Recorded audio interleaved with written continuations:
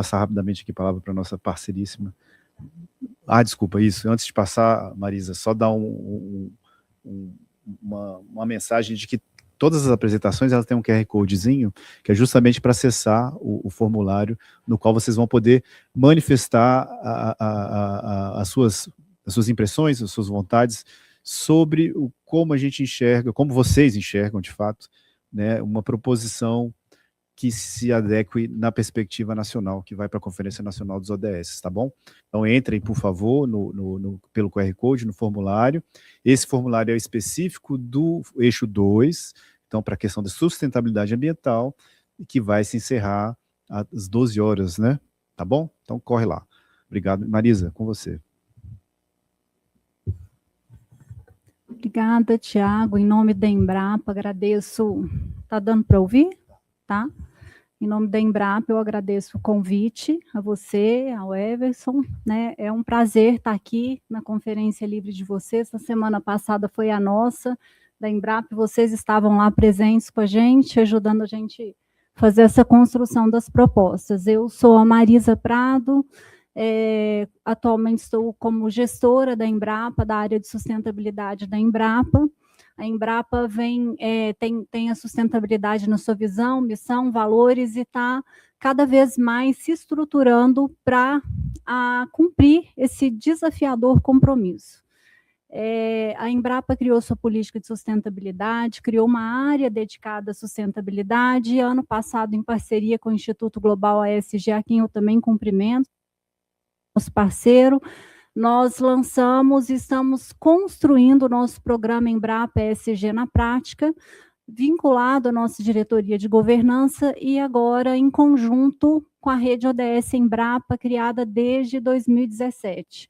E eu estou com esse desafio junto com uma equipe, meu colega de trabalho também está aqui, o Fábio, e muitos colegas em todo o Brasil para a gente cumprir um desafio.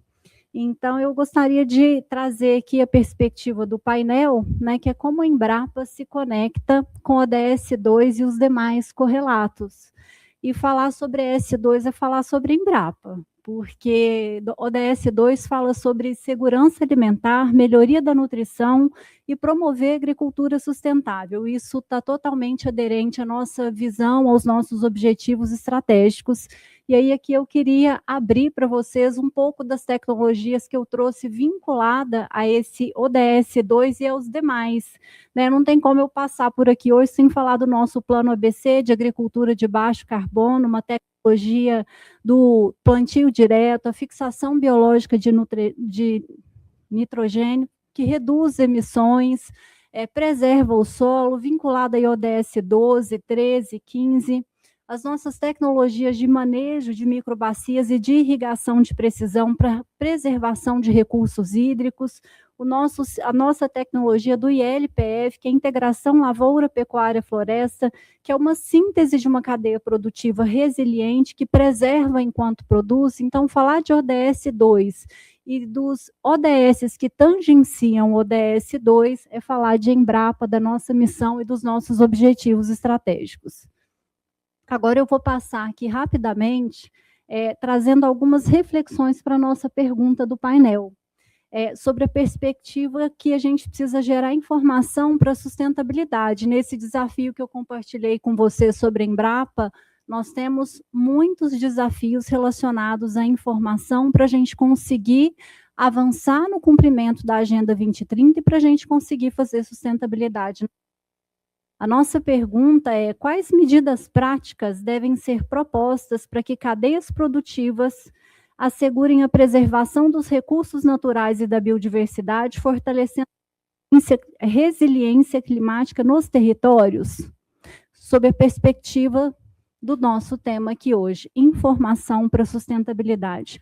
E aqui eu queria começar trazendo um ponto. Eu trouxe 3 pontos para conversar com vocês dentro dessa pergunta, para a gente levar isso para a construção das propostas.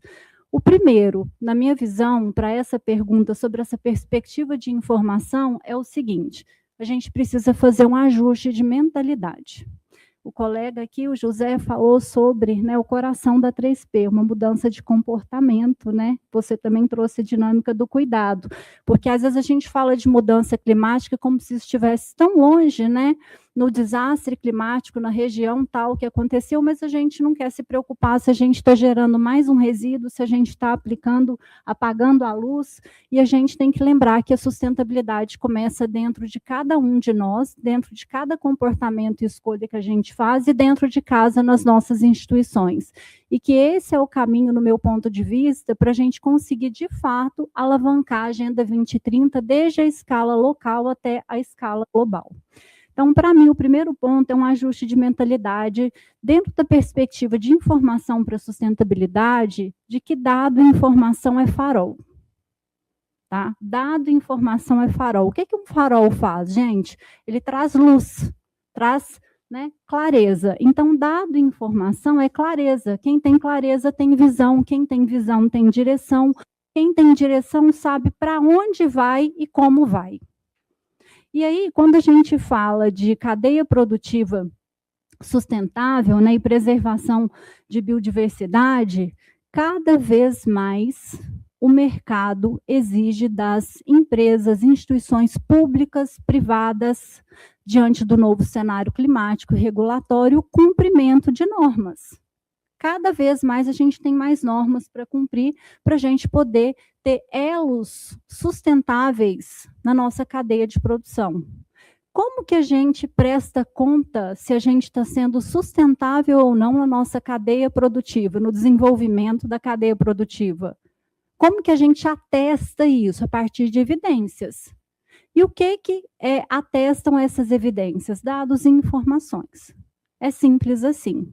Então, hoje, enquanto Embrapa, eu posso dizer para vocês, né, que quando eu tenho que atestar uma cadeia produtiva, um processo nosso da governança, porque a gente presta contas tanto do ponto de vista de organização pública, para um Tribunal de Contas da União, assim como uma cadeia produtiva, quando chega um parceiro e a gente vai buscar fomento, uma parceria, a gente tem que cumprir normas no novo cenário climático regulatório. Então, os dados e informações, eles são essenciais.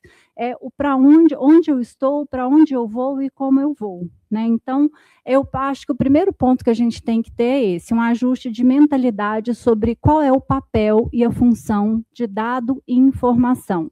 E eu vou trazer um adendo aqui, na conferência da Embrapa, o Lavito Bacarissa, que também gravou, né, o secretário executivo do Senodes, ele trouxe o tom, né, para essa conferência nacional. E ele falou sobre a questão do ajuste de narrativa, né, a importância do ajuste de narrativa para o alcance da Agenda 2030. Como que a gente faz esse ajuste de narrativa? Harmonizando também dados e informações, para a gente conseguir fazer esse alcance. Então, o primeiro ponto é esse. O segundo ponto que eu queria trazer para reflexão aqui é ajuste de estratégia. Nós precisamos resolver questões, sim, de integração e interoperabilidade de sistemas, de semânticas, né?